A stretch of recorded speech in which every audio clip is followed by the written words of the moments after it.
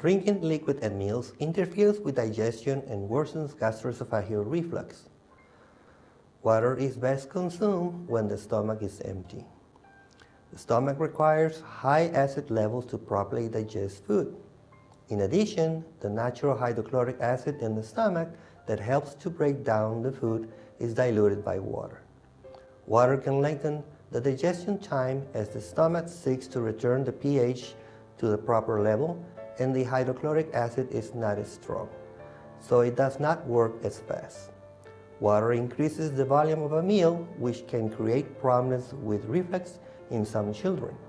Of course, water simply takes up some of the limited space in the stomach, which makes the child feel full and decreases the desire to consume healthy food.